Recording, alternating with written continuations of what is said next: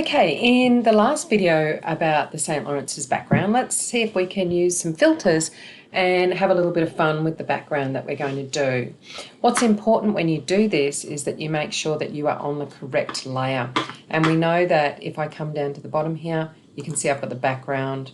I've got my layer 2, which if I turn it off, you can see that's the sky area. So what I'm turning off is I can not see it. I've got my initial St. Lawrence's picture here, and to the right I've got my layer mask. So what I'm going to do is I'm going to make sure that I click on my actual image of the St. Lawrence's building, not the layer mask, this part through here. And I've saved it already up to this point, so if I've made any mistakes I can, go back. Also, another thing I can do to protect my work is I can just snapshot it. So I've already got a snapshot of where it is. So I can go back to that. So what I'm going to do is, now that I'm on the building, I'm going to go up into filter and I'm going to go into filter gallery.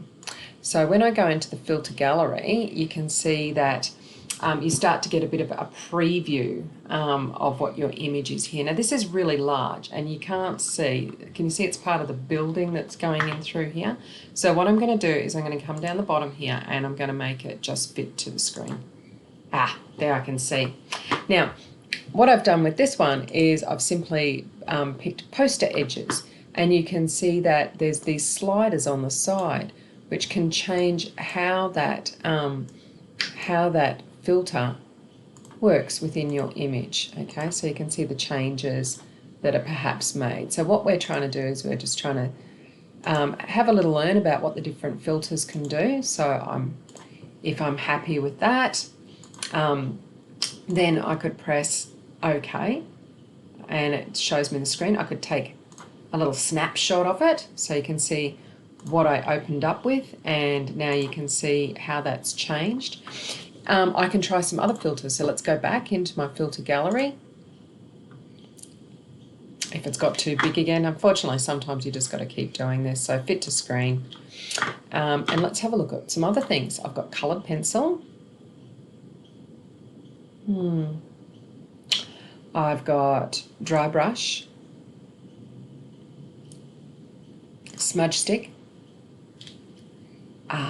sponge. Okay. Other things that I've got, these are your artistic ones, are probably the most interesting ones that you can do. Of course, there's other things in here, such as if you go down to brush strokes, it'll might do something like this, and you can see the changes that actually happen with that. Okay, so find something that you like, and probably not the sketch ones, because I think they're going to default to black and white. Oh yeah, which might be okay. So let's try that, and remember you can play with your sliders at the side here to change things. When you're happy with it, press OK, and then take another snapshot of it and make sure that you save it. And when you save it, so file, save as, make sure you save it at this stage as, I'll just save it on my computer, as a Photoshop document. You'd either want to, when you want a smaller document, you can save it as a JPEG, but for now you might want to go back and change it. So you need to make sure that it is a Photoshop document. Okay, so PSD Photoshop document. All right, and make sure that you're saving it into your OneDrive. I'm going to put it into year 7, and I know that it's there for next time when I need it, when I want to add in my face to it. And that's that. Go have fun with the filters.